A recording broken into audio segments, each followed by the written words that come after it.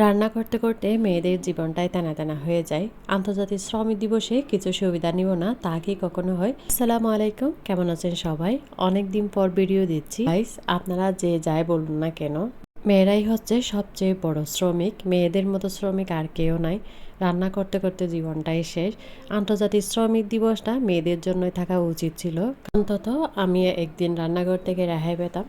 আমার ইচ্ছা অনিচ্ছা সব কিছু আমার হাজব্যান্ডের উপরে নির্ভর করে। আমার সুস্থতা অসুস্থতা, আমার যেদিনই একটু অসুস্থতা অনুভব হয় সেদিনই আমি আমার হাজব্যান্ডকে বলি আমার রান্না করতে ইচ্ছে করতেছে না, বাইরে খাবো। তার মধ্যে আজকে ছিল আমার মেয়ের বার্থডে। আলহামদুলিল্লাহ, আমার মেয়ে আজকে 3 বছর পূর্ণ হয়েছে। এই দিনটা তার বাবার জন্য খুবই স্পেশাল, কারণ এই দিনটা উনি ছুটিতে থাকেন, তার মানে বাসায় থাকেন। আন্তর্জাতিক শ্রমিক দিবসে আমার মেয়ে 3 বছর পূর্ণ হয়েছে আজকে। আজকে অনেক প্ল্যান ছিল বাচ্চাদেরকে ঘুরতে কোথাও নিয়ে যাব, কোনো একটা স্পটে সুন্দর দেখে সেখানে ওদেরকে টাইম স্পেন্ড করাবো। কিন্তু সারাদিন ওয়েদারটা একদম ভালো ছিল না। হঠাৎ বৃষ্টি, হঠাৎ রোদ, হঠাৎ আবার অন্ধকার, সব কিছু মিলে বের হওয়া একদমই পসিবল হয়নি। গাইস, যেদিন আমার রান্না করতে ইচ্ছে করে না সেদিন কিন্তু আমি অসুস্থ হয়ে পড়ি। তো আমার হাজব্যান্ড কিন্তু এখানে আলগনিতে নিয়ে এসেছেন। কি অর্ডার দিব সেটা নিজেই দেখতে পারতেছিলাম না, কারণ আমার ছেলে এটা মনে করতেছিল বই।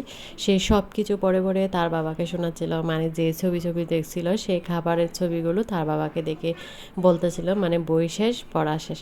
এখন আমরা অর্ডার দিয়ে কিছুক্ষণ বসেছিলাম, অনেক মানুষের ভিড়, কোনো মতে একটা সিট খালি পেয়েছি, ওটাতে আমরা বসে গেছি।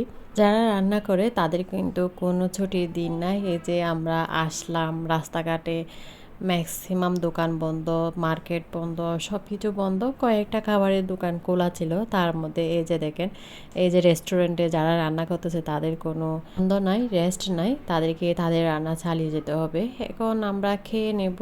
অলরেডি খেয়ে ফেলেছি, তবে মনে হচ্ছিল কোনো একটা মিসিং আছে, তো আমি ভাবলাম কিছু ভর্তা অর্ডার করে দিই। আমি বেগুন ভর্তাটা অর্ডার করে দিলাম, যেহেতু বাসায় তেমন বেগুন ভর্তাটা বানানো হয় না।